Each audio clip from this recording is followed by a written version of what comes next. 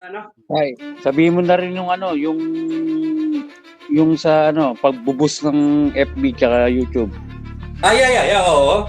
Yung, alam mo din yung sa mga FB niya, Opo. nung nasa kulungan pa siya, di ba may FB siya na yung may mga nagsacycling doon, nagbibisikleta, nakiusap siya doon lang sa akin.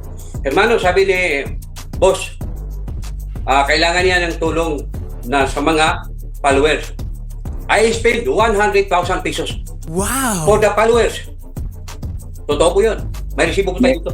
May resibo kami niyan. Nung nakalabas na siya, di ba, na-take down din yung YouTube niya.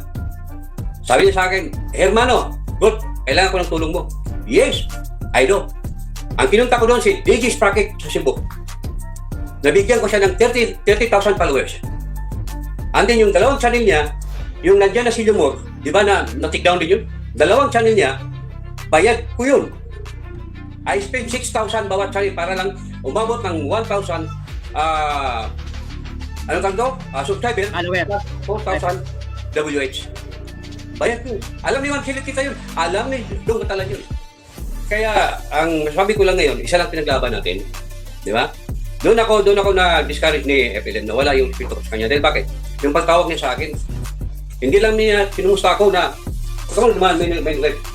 Hindi lang niya tinumusta ako na kumusta ka na, hermano. Alam niyo na ako ay baldado. Pero wala sa akin yun. Yung pera na binibigay ko sa lahat ng mga supporters ni FLM, sa lahat ng mga nag-support ni FLM na magiging monetize, I spend my own money. Binabayaran ko yun. Tunay ko yun. Pero ang sabi ko lang ni anak Yama, alam mo anak, hindi mas magano. Noong nakulong si FLM, di ba? At yun, binabalahura mo nga siya. At alam mo rin yun, lahat ng mga song ni FLM, andyan ako. Kung na nandun ako, anong sabi ni FLM? Hermano, 25 sacks ka. I do. May mga dito. So yan ako, ang sabi. Isa lang pinagtaban natin dito, okay? Na may balik si FLM sa kulungan dahil balasubas. Yun nga po. Tama po. Magpapakulong na ako. Diretso na akong papasok sa kulungan. Diretso na ako sa kulungan. Hindi na ako magsasalita. Papadlock ko na sarili ko sa kulungan. Habang buhay na ako magpapakulong. Commander ko, nung ikaw nakulong, umiyak ka. Siyempre, natural. First time kong makulong. Ang masakit doon, nakulong ako sa mga kasalanang hindi ko ginawa. Nakakulong ako dito! Sino may kasalanan? Ako? Kasalanan nyo!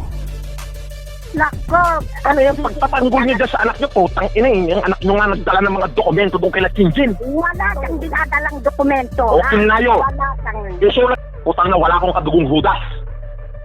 Hindi naman siya hudas Hudas yung anak nyo. Ingat. Pero nung 17 na ako, nanay ko naman ang nagpalit ng pangalan, hindi naman ako. Di ba? So, syempre, ang pag-iyak ay hindi kaduwagan. Pero hinarap ko lahat ng kaso ko sa loob ng 3 taong 7 buwan na may dignidad at karangalan. Bobo.